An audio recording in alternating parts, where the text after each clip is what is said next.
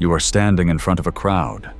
It's your boss, your high school crush, your entire family. You open your mouth to speak, to deliver the most important speech of your life. But instead of words, you feel something hard and calcified drop onto your tongue. You spit it out. It's a tooth. Then another. Then a mouthful of blood and porcelain. You wake up sweating, heart hammering against your ribs, checking your jaw just to make sure everything is still attached. We have all been there. We dismiss these moments as just a dream. We treat them like mental static, random neurons misfiring while the brain takes out the trash. But what if that is a lie? What if that horrifying image of your teeth falling out wasn't random at all? What if it was a precisely coded letter from a part of you that doesn't have a voice during the day? We spend 25 years of our lives asleep. That is a third of your existence spent in a different dimension of consciousness. To ignore your dreams is to ignore 30% of who you are. Today, we aren't just going to talk about dream meanings. We are going to hand you the encryption key to your own subconscious. We are going to look at the biology, the psychology, and the terrifying accuracy of the movies your mind plays when the lights go out. To understand this, you have to understand the architecture of your own head. When you fall asleep and enter REM, rapid eye movement, a very specific shift happens. Your prefrontal cortex shuts down. That is the CEO of your brain. It's the part responsible for logic, time, and social rules. When the CEO leaves the building, the rest of the staff throws a party. The emotional centers, the amygdala and the hippocampus, light up like a Christmas tree. This is why dreams feel so real and so chaotic. The logic guard is gone, and pure, unfiltered emotion is running the show. Two men changed how we look at this chaos forever. Sigmund Freud and Carl Jung. They were the original dream detectives, but they looked at the evidence in radically different ways. Freud looked at dreams and saw a basement. He believed dreams were wish fulfillment, mostly forbidden, repressed desires that we were too ashamed to admit when we were awake. He thought your mind used symbols to disguise these dark urges so they wouldn't wake you up. But his student, Carl Jung, saw something different. Jung didn't see a basement. He saw a library. He believed dreams weren't trying to hide things from you. They were trying to reveal things to you. He believed in the collective unconscious, the idea that humans share a universal database of symbols and archetypes. To Jung, your dream wasn't just about your day, it was about the human condition. So how do we start reading this language? It starts with a trap. You have to trap the dream before it escapes. Dreams are chemically fragile. The neurotransmitters required to store long-term memories are largely inactive during sleep. That is why you can wake up with a vivid epic in your head, brush your teeth, and 5 minutes later, it is gone forever. You need a pen and paper by your bed, not a phone. The blue light kills the vibe. But paper. And you have to write in the present tense. Don't write, I saw a house. Write, I am standing in front of a house. The windows look like eyes. I feel watched.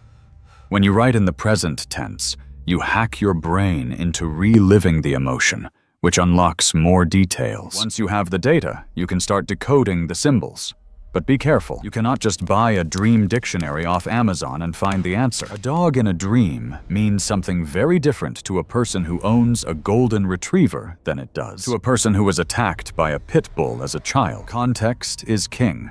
However, there are universal themes that seem to haunt all of us. Let's break down the big ones. Take the teeth falling out dream. This is almost never about dental hygiene. Teeth are tools of power. We use them to bite, to chew, to speak. Losing them is a primal symbol of powerlessness. It usually hits when you feel voiceless in a relationship, or you are afraid of looking foolish in a public situation. Your subconscious is physically manifesting your feeling of impotence. What about the falling dream? The sensation of plummeting? This is the brain's way of processing a lack of control.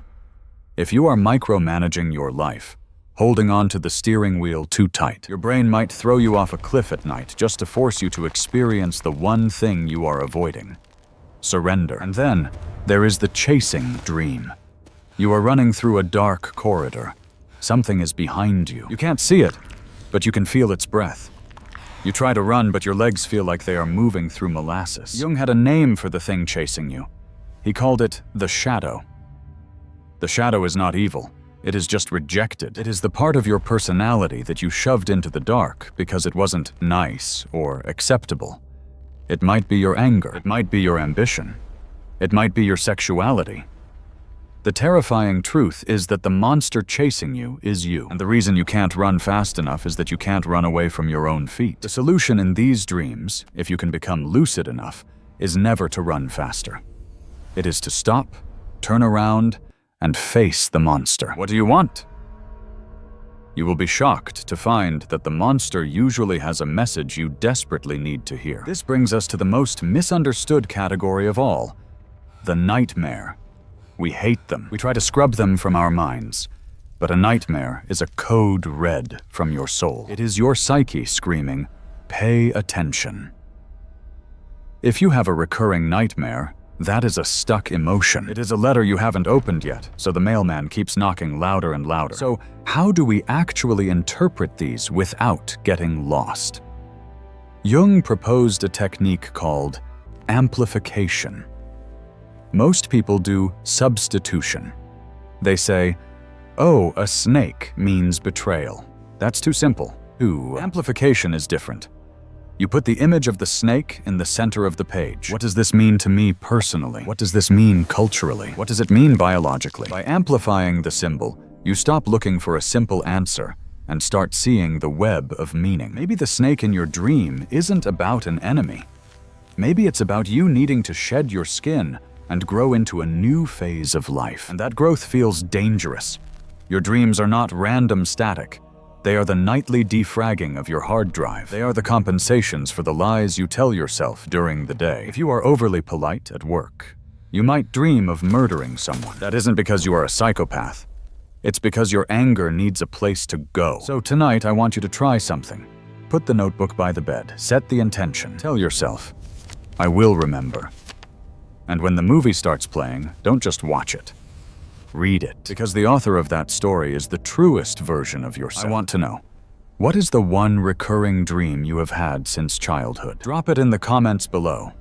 It is wild to see how many of us are haunted by the exact same scripts. And if you want to understand the machinery of your own mind, hit that subscribe button. We are just scratching the surface.